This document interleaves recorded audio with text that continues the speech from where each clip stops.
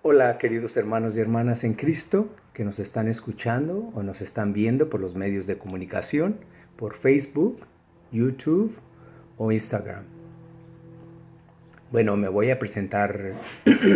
Soy el Padre Miguel Márquez, misionero del Espíritu Santo. Me ordené sacerdote el 21 de junio del 2014 y tengo ya casi 18 años como misionero del Espíritu Santo. Nací en uno de los más bonitos estados de México, el estado de Zacatecas. Crecí hasta los 12 años en un lugar pequeño, como a 35, 40 minutos de Zacatecas. En mi familia son 6 hermanas y 4 hermanos y yo soy el más chico. Mis hermanas cuando se casaron se vinieron a los Estados Unidos, 5 de ellas y una reside en México todavía. Las demás están aquí desde entonces. Mi papá y mi mamá ya fallecieron, que paz descanse. Bueno, después de una pequeña introducción, quisiera compartir con ustedes la razón por qué voy a compartir con ustedes o por qué estoy haciendo esta grabación hoy.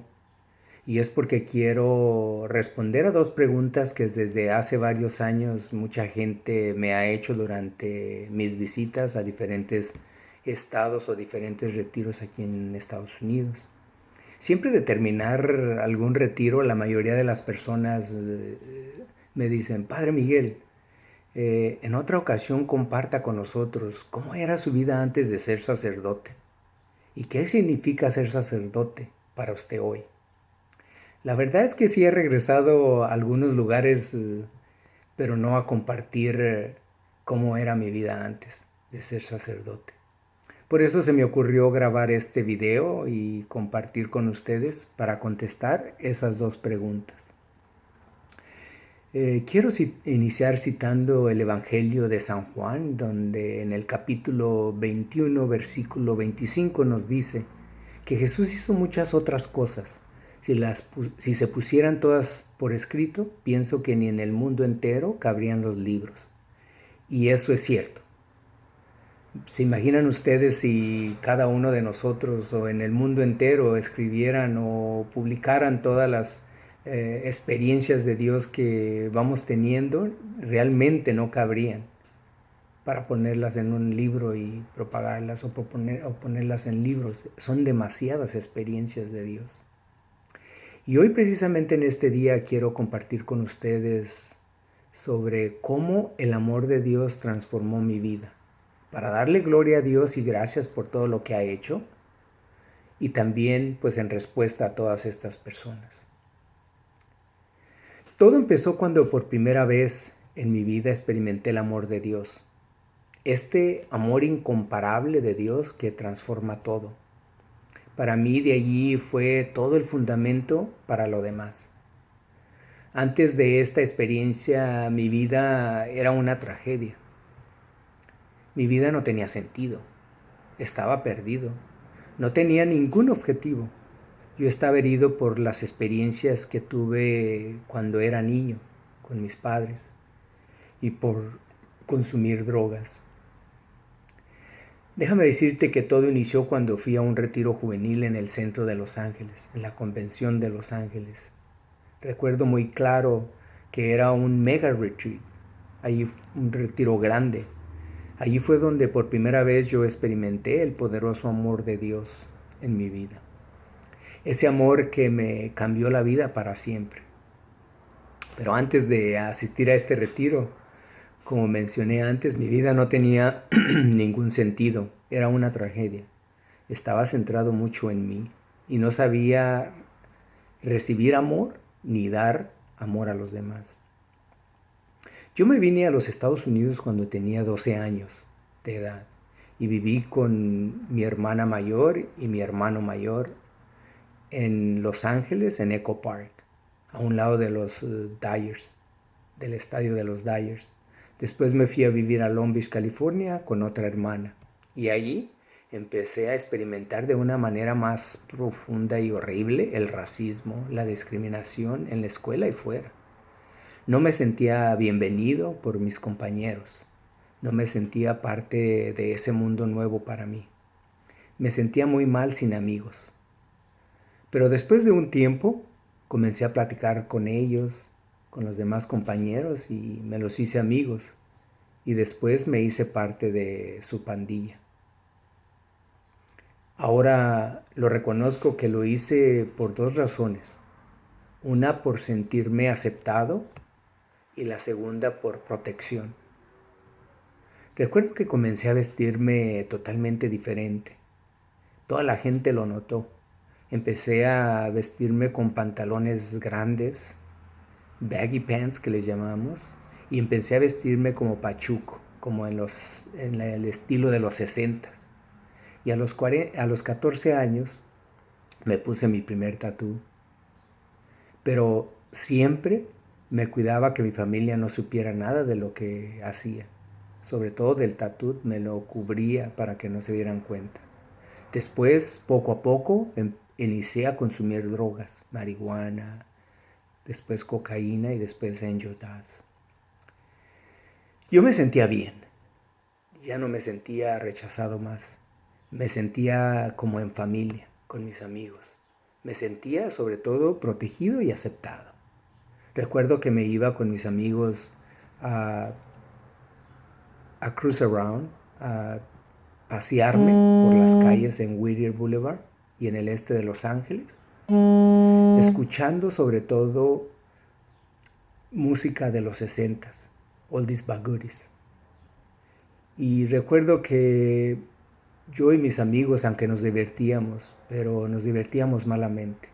Nos divertíamos pecando, consumiendo alcohol, drogas, teniendo relaciones sexuales.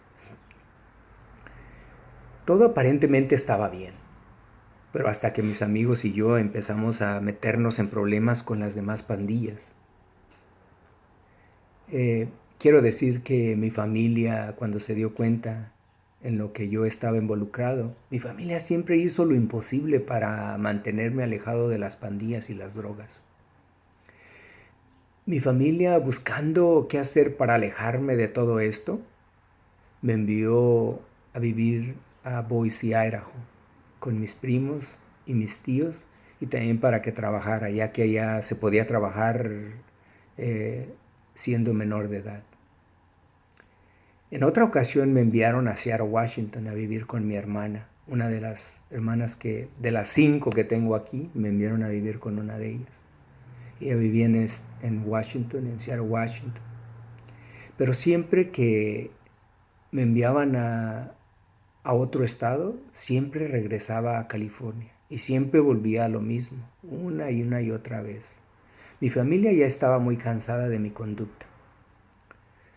Recuerdo que hasta un día 4 de julio estábamos en una casa de mis amigos, fuera reunidos en su porche, y de repente vimos a un carro pasar disparando hacia nosotros. Hirió a 2 de mis amigos y a uno murió en el camino al hospital. Recuerdo que yo estaba muy asustado y enojado por lo que había sucedido, pero a la misma vez sorprendido porque yo estaba enfrente de ellos y no estaba herido. Yo estaba sano. Ahora veo que Dios siempre cuidó de mí. Pasó el tiempo y mi amigo y yo cada vez consumíamos más drogas, tanto que en ocasiones teníamos que robar para obtenerla. Yo empecé a perder peso y enflacar, y estábamos muy débiles los dos, casi no comíamos. Recuerdo que una noche yo y mi amigo consumimos más drogas de lo normal, y yo me empecé a sentir mal, y le decía, ¿sabes qué? Yo me voy a ir a mi casa. Decidí irme a casa temprano. Me sentía muy ansioso, me sentía muy mal. Y realmente sentía una sensación horrible. Sentía que me moría, sentía horrible. Y era pues la sobredosis. Recuerdo que sentí mucho miedo a la muerte. Estaba asustado y preocupado. Yo sabía que no era un buen cristiano, que no era un buen católico. Me di cuenta que yo me había olvidado de Dios y que lo había echado de mi vida. Lo había echado fuera de mi vida.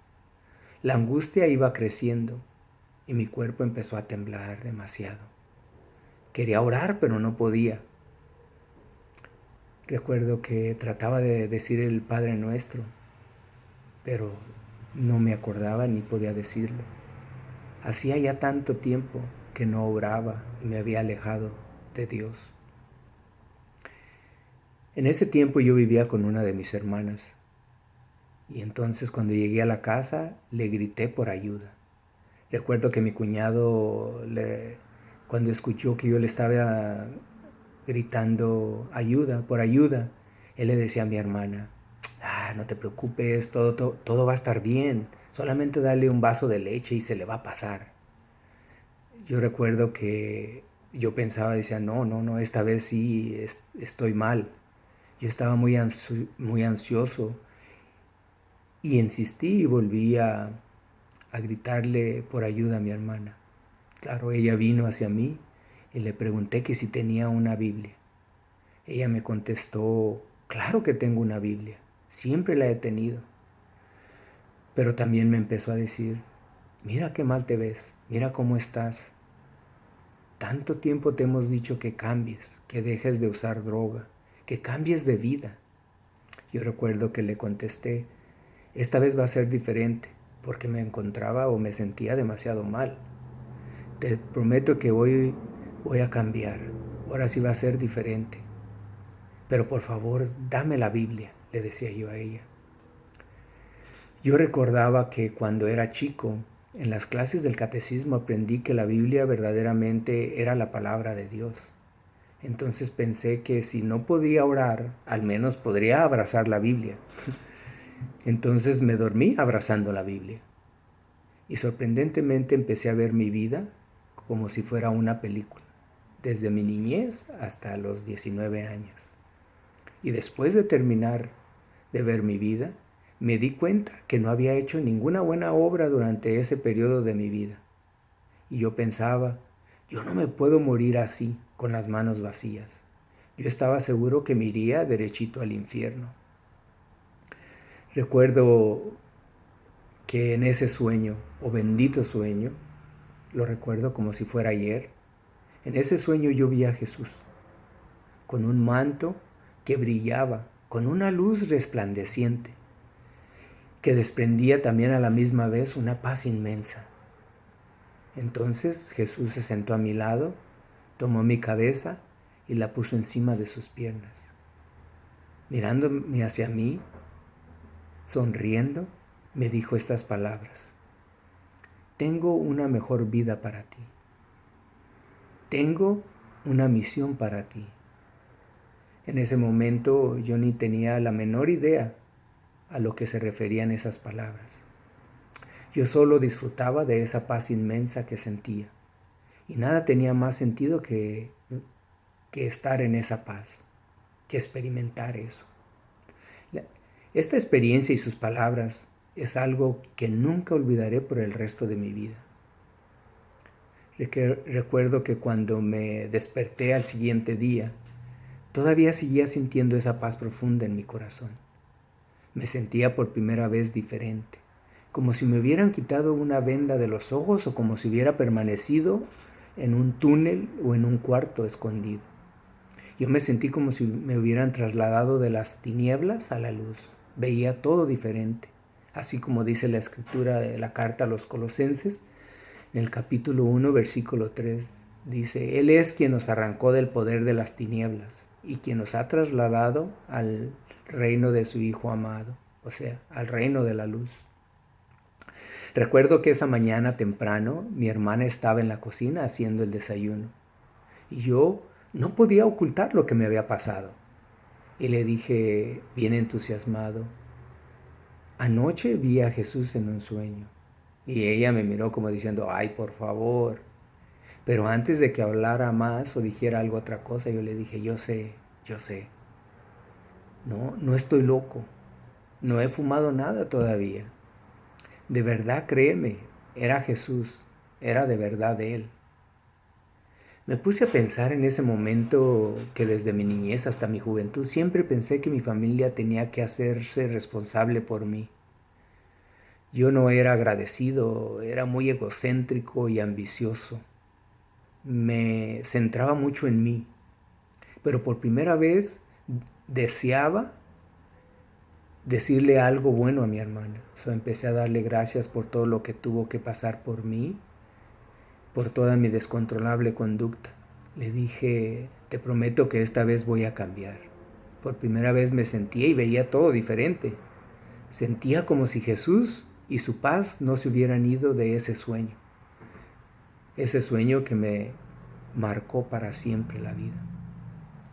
En la misma semana de esta experiencia, una amiga de mis hermanas me llamó para ofrecerme oración e invitarme a un retiro de jóvenes en el Centro de Convenciones de Los Ángeles. Y acepté ir con resistencias, pero acepté y fui. Bueno, en la otra sección vuelvo a seguir compartiendo con ustedes la segunda parte de esta experiencia, de cómo fue mi vida antes de ser sacerdote.